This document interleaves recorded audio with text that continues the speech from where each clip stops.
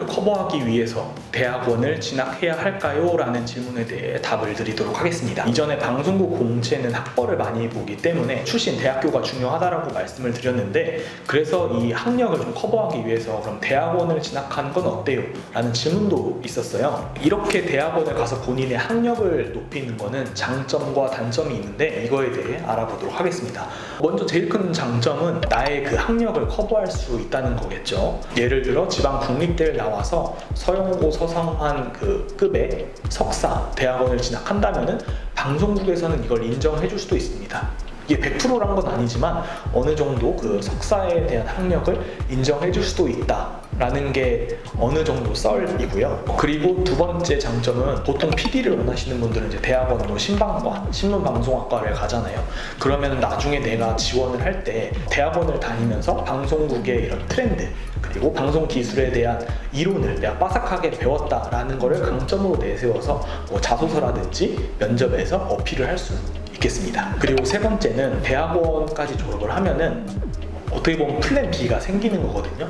꼭 방송국 PD가 아니더라도 공공기관이나 이런 미디어 관련 직무를 뽑는 그런 채용 자리가 많기 때문에 그곳에서 약간 보험식으로 지원을 할 수도 있는 그런 기회가 생긴다라고 보시면 될 것 같습니다. 그러나 이런 대학원 진학이 무조건 좋은지는 좀 생각을 해보셔야 되는 게, 우리가 대학원을 가면은 짧게는 2년 에서 3년 정도 매몰 비용이 생기는 거잖아요. 그러니까 어떻게 보면 내가 24살에 빠르게 졸업을 했다고 해도 27살에 이제 공채를 지원할 수 있는 거죠. 남자의 경우에는 늦게 졸업하면 25, 6, 7까지도 되는데, 여기서 대학원까지 갔다면 거의 30이 되는 나이니까 이때 처음으로 방송국에 지원을 한다? 아무것도 스펙 없이 지원한다는 거는 조금 리스크가 있는 그런 시도라고 볼 수 있습니다. 그러면 이 내가 대학원을 다니면서 실무 경험을 쌓을 수 있냐? 물론 가능은 하지만 이것도 정말 난이도가 극강입니다.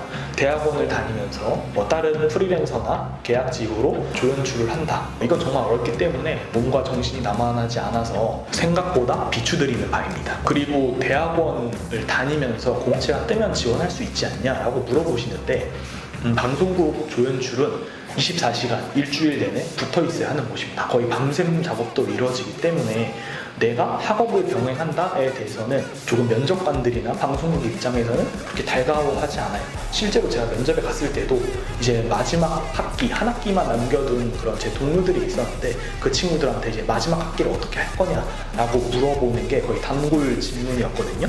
그만큼 이제 면접관들은 내가 학업 병행에 대해서 좀 민감하게 생각을 하고, 그렇다면은 석사 대학원 과정까지 마치고서 방송국에 지원할 수 있는 그런 기회가 생기는데, 이때 되면 너무 늦는 게 아닌가?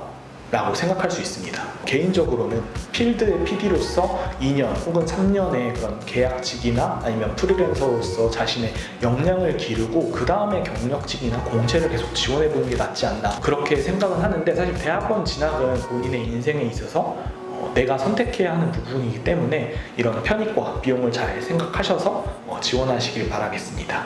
그럼 다음에 또 만나요. 안녕.